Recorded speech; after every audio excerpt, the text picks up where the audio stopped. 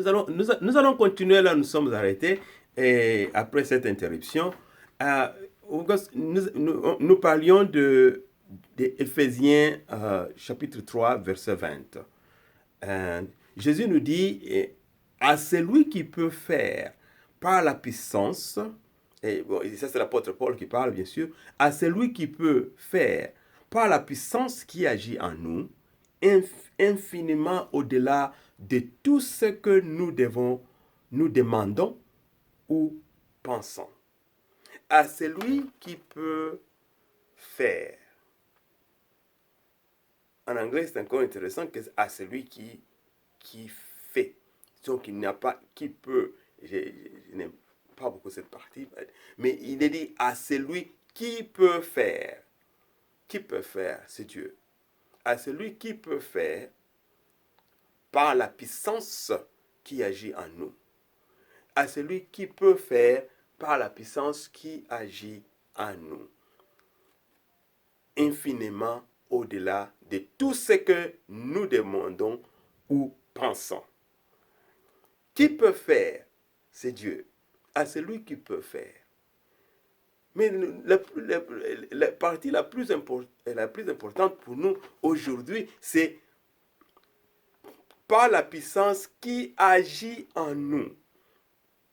Nous avons la puissance. Nous avons la puissance. Je voulais que je puisse vraiment, pour que nous puissions comprendre cela. Toi et moi, nous avons la puissance. Il y a une puissance en nous. Cette puissance nous a été donnée par Jésus-Christ. Il a dit qu'il a donné à tout celui, et nous commençons toujours parce que nous avons parlé tous ces jours. Nous avons dit en Jean 1, en Jean 1, 12, en Jean 1, 12, en disant que nous avons dit que la parole, et il est dit que à tout celui qui a cru en lui, à celui qui a cru en lui, il a donné le pouvoir, ou les droits. D'autres versions parlent de droit d'être enfant de Dieu. Si toi tu es enfant de Dieu, eh bien, tu portes les souliers de Jésus-Christ. Tu es celui qui est comparable à Jésus-Christ. Et Jésus a dit que si nous demeurons dans sa parole, eh bien, nous allons connaître la réalité, la vérité. Et la vérité nous rendra libres. Cette vérité qui nous rendra libres, c'est une vérité que nous connaissons.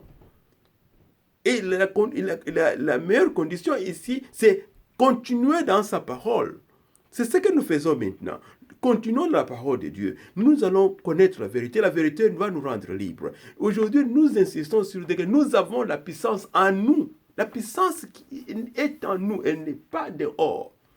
Il est vrai que c'est bon d'aller chercher, s'allier avec d'autres chrétiens à travers le monde, ceux qui guérissent, ceux qui ont des dons et différents dons. Mais le plus important d'abord, c'est de savoir que toi, tu as la puissance. Parce que tu ne seras pas toujours à côté de quelqu'un qui va venir. Il ne faut pas toujours chercher à courir ici et là. Chercher cette puissance-là. La Bible nous dit que toi et moi, nous avons la puissance. Nous avons disséqué cela hier, nous avons parlé et nous avons dit que Jésus nous a dit qu'il nous a donné la puissance. Écoute, nous avons lu ça, nous avons dit que je vous donne le pouvoir, c'est la puissance, le pouvoir de marcher sur le serpent, les scorpions et toute puissance de l'ennemi. Rien ne pourra vous nuire.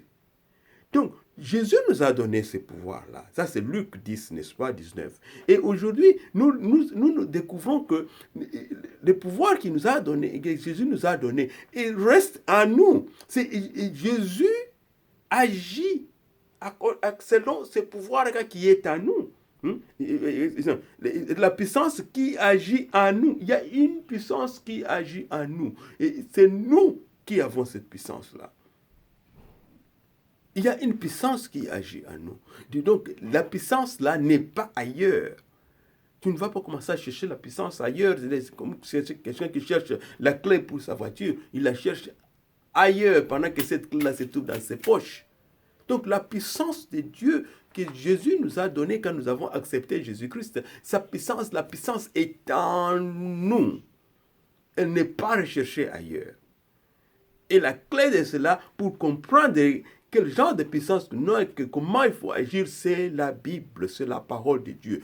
Cours vers la parole de Dieu. Dans tout ce que j'ai lu, je me rends compte que nous retournons vers la parole de Dieu parce que c'est la clé. Sinon, nous allons souffrir et Dieu dit, mon peuple périt par manque de connaissance.